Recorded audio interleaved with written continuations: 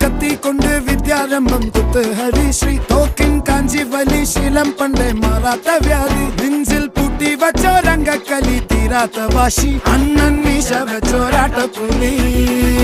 ഇടയാൻ വന്നോർക്കും നിന്നോർക്കും പണ്ടേ ആപത്ത് കട്ടച്ചോര കൊണ്ട് ജ്യൂസ് അടിച്ച് സോഡ സർവ